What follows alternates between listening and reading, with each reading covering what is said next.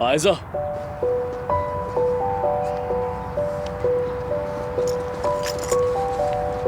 तुमने आलिफ से बात की है क्या?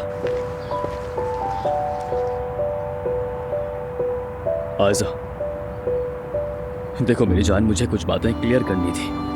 मैं चाहता था हकीकत सामने आने के बाद तुमसे बात करूं।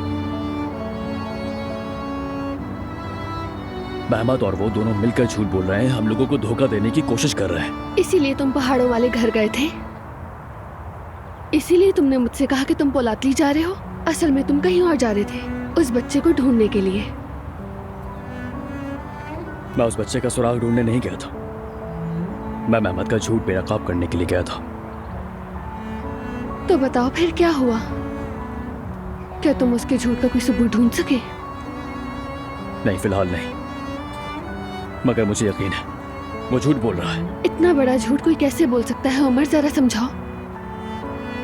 एलिफ कह रही है कि तुम दोनों का एक बच्चा है।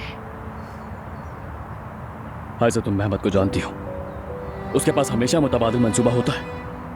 ये भी उसके खेल का एक हिस्सा हो सकता है, उसने पहले भी बहुत कुछ किया है। बिल्कुल,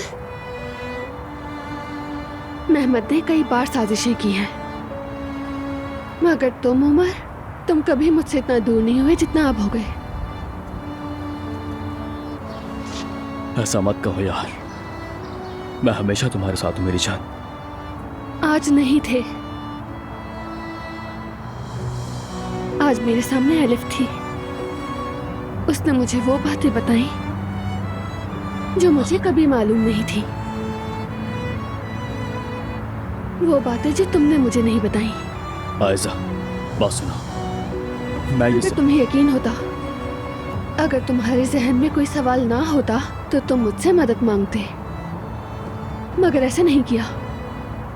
अगर ये सब सच हुआ तो, अगर वाकई में एलिफ के साथ तुम्हारा एक बच्चा है, फिर हमारा क्या बनेगा उमर?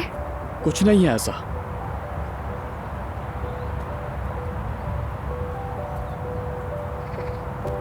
तुमने मुझे इन सवालों के साथ अकेला छोड़ दिया है। तुमने अकेले लड़ने का इंतखाब किया। अगर हम वाकई जिंदगी एक साथ बांट नहीं सकते तो शायद दुरुस्त यही है कि मैं चली जाऊं।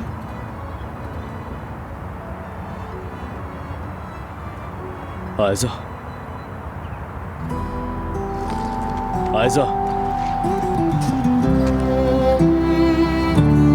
आयजा, प्लीज रुक जाओ।